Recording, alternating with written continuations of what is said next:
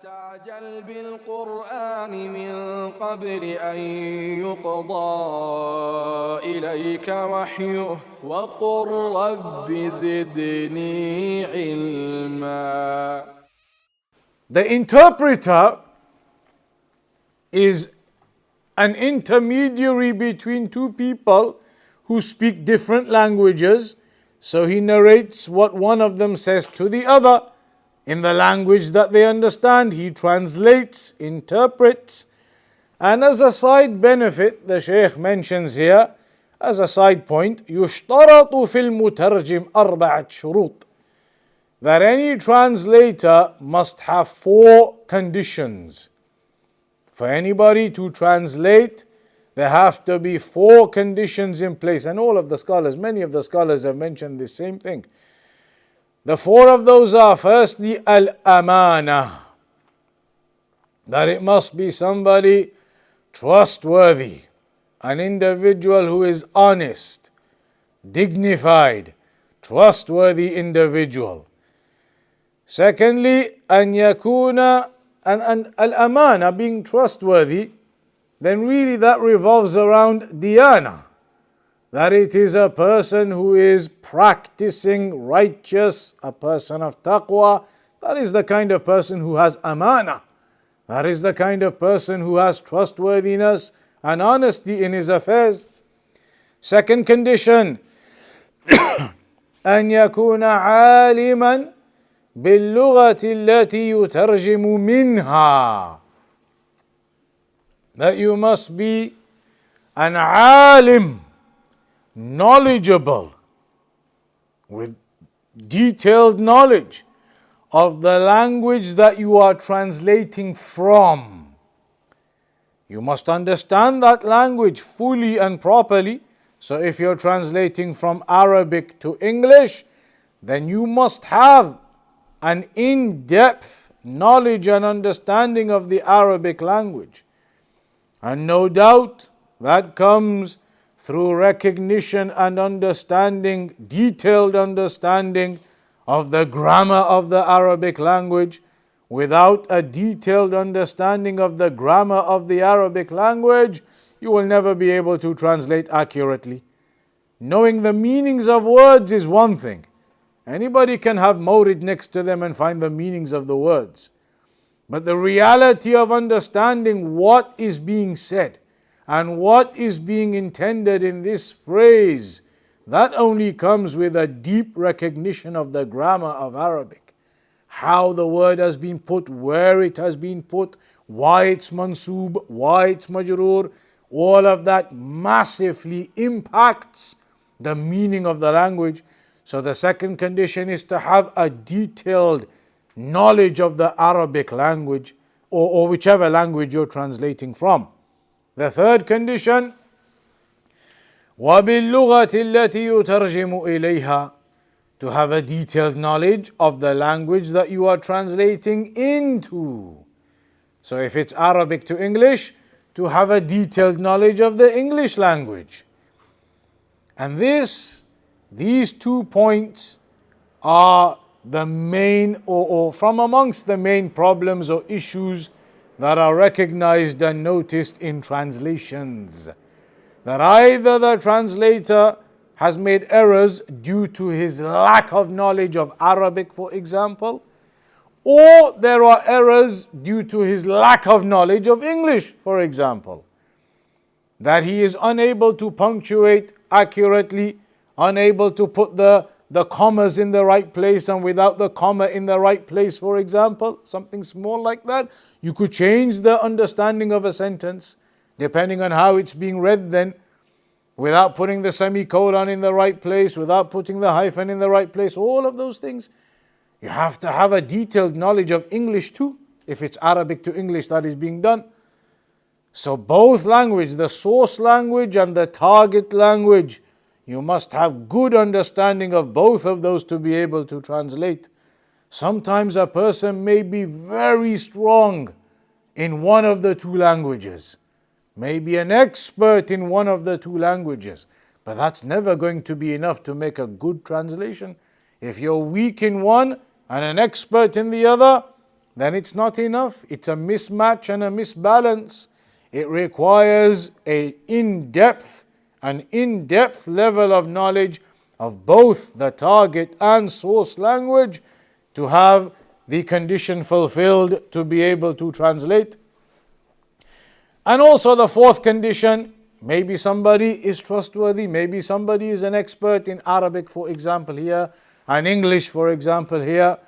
But then the fourth condition, أن يكون بالموضوع الذي يترجمه، أن يكون عالما بالموضوع الذي يترجمه.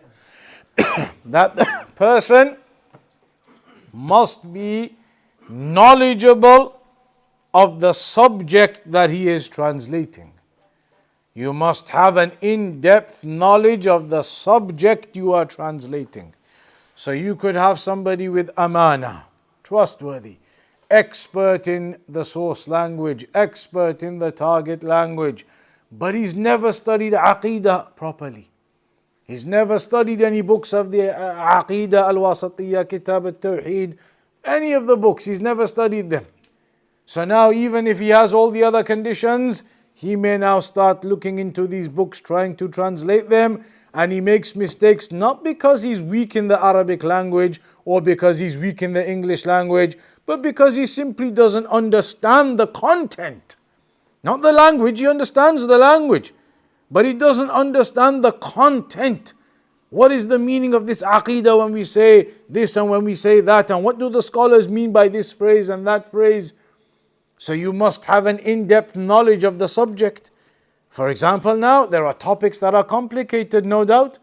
A person could be an expert in both languages and have the amana, but if he's never studied a particular field with the scholars, doesn't have a recognition of the terminology in that field, doesn't understand what the scholars mean when they use certain phrases, then that person is going to end up translating accurately as he believes, because he's an expert in the two languages, but there are going to be mistakes in his understanding because he doesn't recognize what these phrases mean and what they are intending. It's like when it's mentioned in Kitab al-Tawheed, when it's mentioned about the Tama'im, and it says, Ibrahim al-Nakha'i كانوا يكرهون التمائم كلها. What does it mean? كره يكره, typically the translation of that in English is to hate something, to detest something. But now if you translate that as they used to hate all of the tama'im, that's very different to saying that they used to view all of tama'im as haram, which is the actual meaning here. Because when the Salaf say yakrahuna such and such, then the reality of that is yuharrimuna such and such. And even other basic things like ya'buduna وَمَا خَلَقْتُ الْجِنَّ وَالْإِنسَ إِلَّا لِيَعْبُدُونَ. A person has expert knowledge in the languages, he says khalas. It means that Allah subhanahu wa ta'ala is saying, I did not create man and jinn except for them to worship me. And leave it at that without any explanation, without anything else when teaching that or translating that. And the reality of ya'buduna in these verses is yuwahidun, worshipping Allah upon tawheed, not worshipping Allah with association of partners or anything else. Just examples where you may be fluent in your understanding of the languages, but it requires an in-depth understanding of the subject field and that subject matter. Now a person who is fluent in Arabic and English but has never studied Islamic sciences, they would not be able to translate Al-Wasatiyya or Al-Tahawiyya or Usul al-Fiqh or the Mustalahat of Al-Hadith. You would not be able to translate those subject fields because they are fields with specific terminology, with specific intent behind the words and the meanings. And that's why in fact not probably, that is why in reality, you see for example a Shaykh Al-Fawzan, he does not give permission for anyone to translate his works. You know this. A Shaykh Al-Fawzan does not give permission for anyone to translate his works until it has gone through his office. Until it has gone through his office, he does not endorse any translations from him. He has said this, it is on record. So you could translate now a book of a Shaykh Al-Fawzan and it could be perfect. But it is not endorsed by the Shaykh until it goes through his office. He gives it to his people, they check it, they verify, they precisely go through it all. And once they give it the green tick, now it is endorsed and verified. For these reasons, the Shaykh is well aware of these reasons. You may now, a person may come along who doesn't have these conditions in place. He's not strong in the languages, or he's not strong in those subject fields. He's never studied with the scholars. He may now translate the book of a Shaykh Al-Fawzan with mistakes in it, with tahrif in some of the words and statements, and now it's being spread to the people as a Shaykh Al-Allama Al-Fawzan said X, Y, and Z, and he never said anything of the sort. But it is being attributed to him now because of the weakness of this narrator. And so he on record has said, I do not endorse the translations that people make until they go through us, until they go through my office. And you can do that. You can apply. And brothers have done that in the past.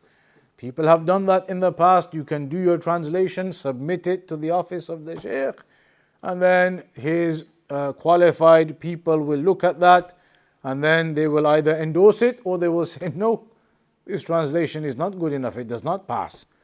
And I am aware of people who have got the permission, and also people who have been told, throw this away. It is not suitable, it is not good enough for a translation. So the point here is, for translating, it is not something simple. Sometimes you have people, they learn a little bit of Arabic and now want to translate benefits and want to translate this and translate that. But you should calm the matter and look carefully and slowly into the matter. It is not simple. A person who has never done even to the level of Ajrumiyah perhaps, how are you going to translate accurately? You do not even know Medina Book 3, the grammar from there. Somebody picks up Medina Book 3 and asks you the grammar you do not know. How are you translating accurately? If you do not even know what the hal is, what the maf'ul mutlaq is, what this is, what that is, how are you translating these words into English then? It's one thing translating Mawrid English. That's as good as Google Translate. It's another thing knowing the details of the affair and the grammar and then understanding how to translate a particular thing. So these are important points the Shaykh highlights as a side benefit